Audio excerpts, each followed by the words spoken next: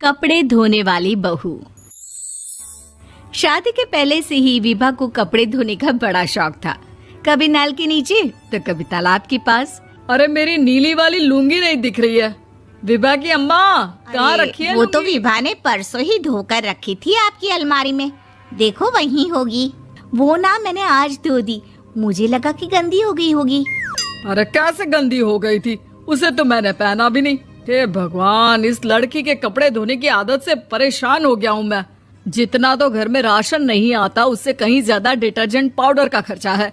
इसकी शादी करवा दो, शादी जाए अपने घर में ही करे काम, फिर चाहे घर के कपड़े धोने हो या पूरे गांव के।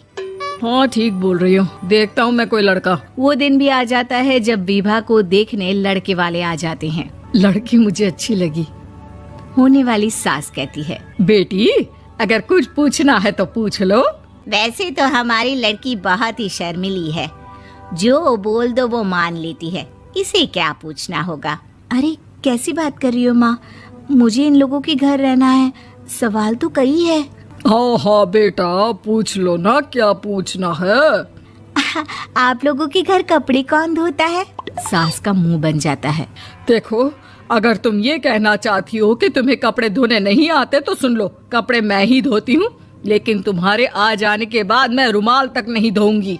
अरे चुप रहना भाग्यवान, बहू बेचारी घर आई नहीं, उसे डराना शुरू कर दिया। वो क्या है ना बिटिया, अभी तक तो ये कल्लू की माँ ही धोती थी, लेकिन अब तुम्हारे पापा तो दहेज में वॉशिंग मशीन देंगे ही। तभी विभा की माँ बोल पड़ती है, सवाल भी पूछा तो क्या। वैसे भाई साहब, मशीन की तो फिर भी कपड़े धोने की कैपेसिटी होती है, मतलब जो बिटिया दे रहे हैं ना विभा, इसे कपड़े धोने का बहुत शौक है। ये आप लोगों के क्या, आस पड़ोस गांव मोहल्ले सबके कपड़े धो दे और उफ तक ना करे।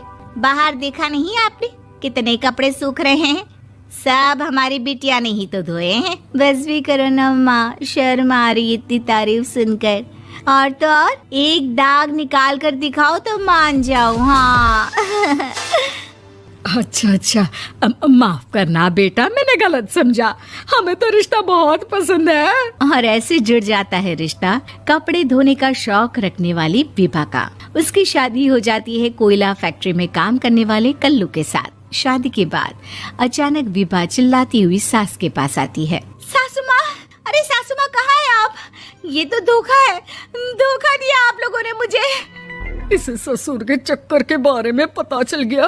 अरे तो उसमें तुझे क्यों धोखा मिला है? अरे नल में पानी नहीं आता, कपड़े कैसे कब धुलेंगे?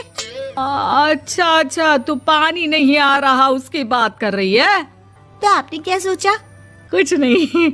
अच्छा तेरी माँ ने कहा था कि कपड़े धोने का शौक है, तुझे याद आया मुझे। शौक बोलकर कपड़े धोने वाले मेरे जुनून को कम ना आके सासू माँ, कपड़ा धोना मेरा गुरूर है। तभी पति भी वहाँ आ जाता है। अभी मैंने इसे सनी देओल की फिल्म दिखाई है, उसी के डायलॉग मार रही है माँ। अच्छा सुन, साफ साफ बता रही हूँ, पानी सुबह 4 से 6 और शाम को 10 से 12 आता है, समझी? विभा टाइमिंग सुनकर हैरान हो जाती है। ये क्या भूतों का मोहल्ला है? सुबह 4 बजे उठकर कौन कपड़े धोता है? 4 बजे टंकी में पानी जाता है, फिर सारा दिन धोना ना, किसने मना किया? अरे कैसे बात कर रही हैं? 200 लीटर की टंकी में कितने कपड़े धो लूंगी मैं, सुबह ही उठ जाऊंगी मैं। अब क्या था, विभा सुबह 4 से लेकर रात के 12 बजे तक कपड़े ही धोती रहती। एक रोज सास पड़ोस से निकलकर कहीं जा रही होती है कि साथ वाली कहती है, हाँ कल्लू की माँ, जरा ये बताओ कि 2 साड़ी है, 2 ब्लाउज और एक पेटीकोट और एक नाड़े वाला लंबा कच्छा। हाँ तो? अरे तो क्या, कितना लोगी धुलाई ये बताओ। धोबन दिख रहे हैं हम क्या? हमारे पति सरकारी नौकरी से अभी रिटायर हुए हैं और बेटा सुपरवाइजर है कोयला फैक्ट्री में। धोबन समझ रखा है हमें?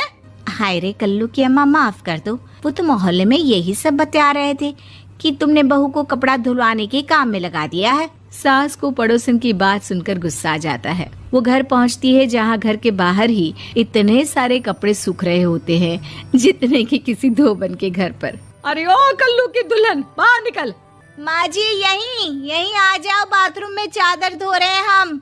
अरे अभी हम धोते हैं, तुमको बाहर निकलो। ये आस पड़ोस वाले बोल रहे हैं कि हम बहू से कपड़े धुलवा धुलवा कर उसे कपड़ा धोने वाली बना दिए हैं।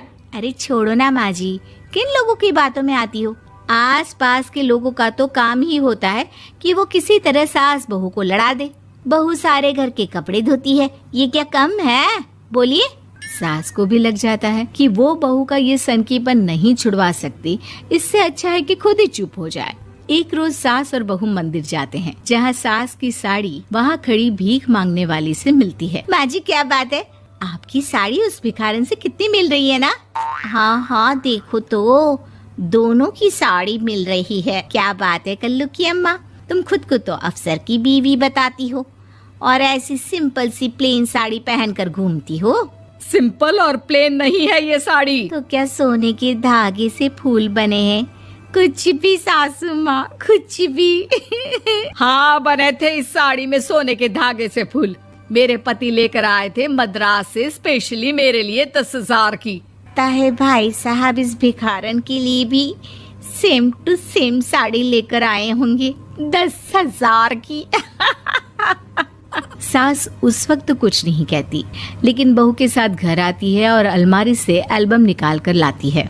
ये साड़ी देख रही है, ये वही साड़ी है जिसे मैंने अभी पहना था। इस साड़ी में ये जो चमकदार फूल दिख रहे हैं ना, ये सोने के धागों से काढ़े गए हैं। लेकिन तू लोकल वॉशिंग मशीन ब्रश से घिस घिस कर सारे फूलों को निकाल कर साड़ी प्लेन कर दी। मुझे माफ कर दीजिए सासू माँ। और तो और, जब मैंने तुझे तेरी गलती के लिए कुछ नहीं कहा, लेकिन तूने तो सबके सामने मेरा मजाक ही बना दिया। क्यों? बहू को समझ में आ जाता है कि अब से उसका कपड़े धोना